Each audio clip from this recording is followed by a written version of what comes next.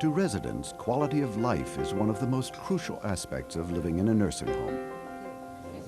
But most quality assurance programs focus on quality of care. You can make a determination how many decubitide you have within a facility. What is the rate of weight loss? How many falls do you have? How many physical restraints do you use? These things are clearly tangible, easily measurable. And you may have improved your quality of care significantly, but we still don't know what the experience of daily life is like for the resident. Without clear-cut indicators, quality of life is impossible to measure and extremely difficult to improve. This video introduces a complement to your current quality assurance program. It shows you how to find out what quality of life issues are most important to your residents and how to know which areas are working well and which need further study. If you're measuring quality of life, you have to ask the people whose lives are involved what the quality is. That's the most important standard. I mean, I can go out and measure technically whether people are getting their medications on time and various other things like that.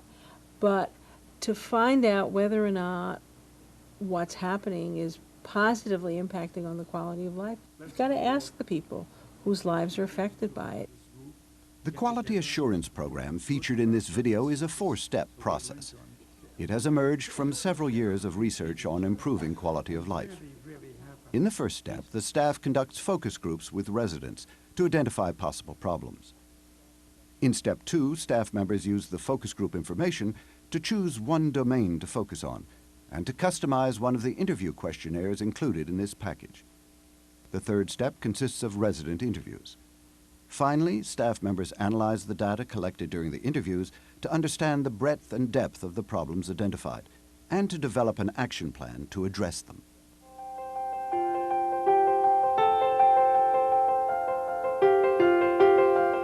The first step in this process is to form a focus group of residents to determine the quality of life issues that are most important to them.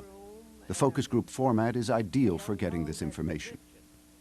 A focus group provides a way for a facility to speak to a group of residents, get information that is closer to what individuals are saying, but to try and reach some consensus. Jeff Lieberman developed this quality assurance method for quality of life with Cynthia Rudder. It's really facility specific. It gives a facility the chance to find out what is it about their nursing home that's not quite meeting the needs of their residents in terms of quality of life. The purpose of this group this morning is for all of us to... Karen Schwartz is a social worker and is the facilitator for this resident focus group. Her goal is to help the residents identify their key quality of life issues. We can imagine anything we'd like, those of us who work here, but until we're in your shoes, we really can't tell for sure what it's like. During the group, another staff person takes notes that will be used in step 2. The information you'll be sharing with us will be confidential. Karen's first question is gentle and positive and helps warm up the group. What do you like about this home? Well, I tell you, all you have to do is get yourself a staff like they have here, because they're always at your beck and call. They try and keep you interested. Bingo all the time, card game, they love it. After exploring what residents like about the facility, Karen encourages the residents to begin identifying potential quality of life problems. What would any of you change if you could? Every once in a while, they hand you a cheese sandwich. I used to give that to my daughter when she was going to school for her lunch. You can't expect a man of my size to wait from supper until the following morning. No way. That's my only gripe. Sometimes they give me some kind of meat with gravy on it, and Meat with gravy. or roast something else. And yeah, I tell them, I said, I don't like that. And most of all, they would give me pizza. No, I don't want pizza.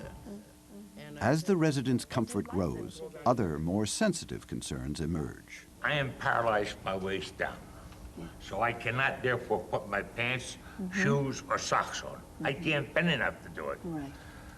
So usually one or two of the aides that I'm referring to look at me when I roll over and I try to get the pants up. I roll back the other side and go to grab this. You're on your own. It's gone. How can I be on my own? I'm not fully dressed. My pants, this side of my pants is below the buttocks. Well, this morning I had an accident with an aide. Yes. They put me this here dress on, Yes. and it's not mine. But she insisted that I wear it. Now, it chokes me up here. I had to leave 2 buttons open. I see. But she insisted on it. She insists. So I said, "You Karen repeats phrases both to validate what the person has said and to make sure other group members hear them. I know they I used to send my underclothes to the laundry. They'd come back with some candy stuck in the painted seat. When the laundry goes down, they throw it in a hamper and it really washes, but it's scalding hot water and it's highly potent, Strong detergent. strong detergent. Right, right. And my granddaughter come over here one day, a couple of years ago. She says, "Oh, nice, nice." But when she went home, she called her mother and her grandmother. She said, "You told me we were going to take care of Papa and give him one dress." She said, "Did you notice it? He looked like a bum." I looked at myself, I look like a bum. You gotta have a certain amount of respect for yourself. Yes. And when you lose that, you might better caught up and die. As the safety of the group developed and everyone started to develop a trust and a sense that their issues were really being listened to, they started to very subtly bring up the issues that were really the core of this focus group. You know what? Some of the aides are wonderful.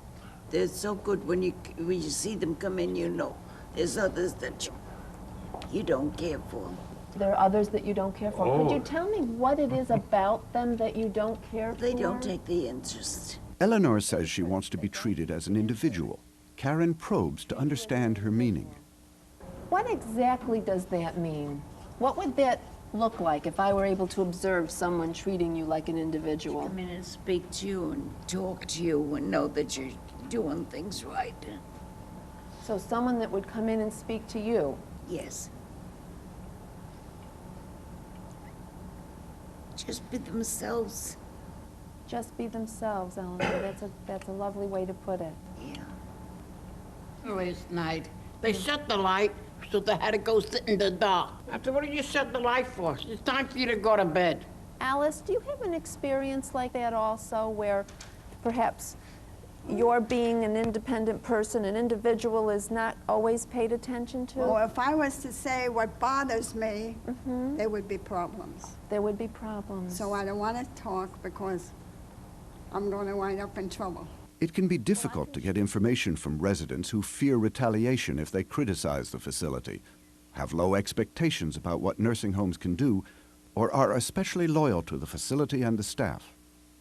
Remind the residents that they are not complaining, they're helping to improve the facility. Well, I can share with you, Alice, that the kinds of information that we're gathering will help us to... When Karen formed this group, she was careful to select a representative cross-section of residents.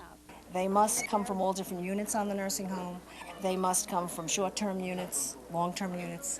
They have to have people of different cognitive ability, different people with different physical disabilities, different ethnic backgrounds, different genders, independent and dependent people. This will be very helpful to us to teach the staff. So I would like to thank you all very much for your participation today.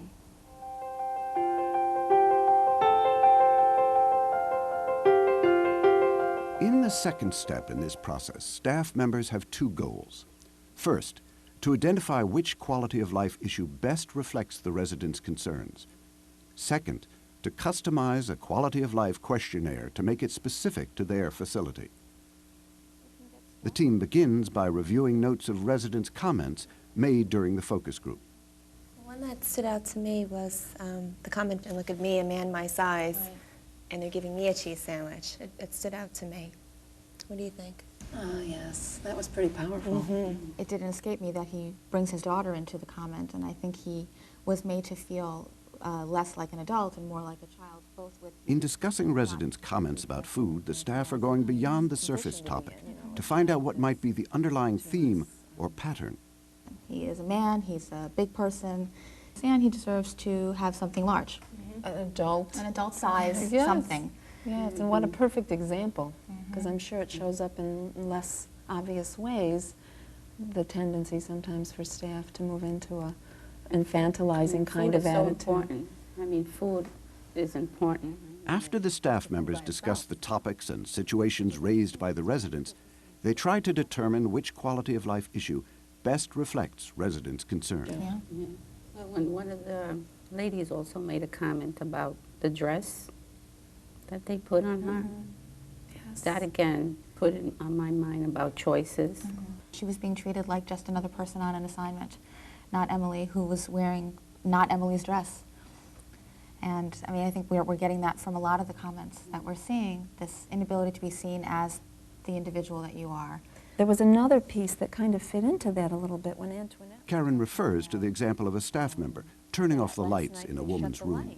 When she asked why the light was shed, the comment was that it's time for you to go to bed. Again, who's deciding? I guess the challenge is for us to decide, you know, like, is this a dignity respect issue? Is this a autonomy issue? Is this, I mean, there's so many choices. To decide on the quality of life issue most important to the resident focus group, staff members choose from several domains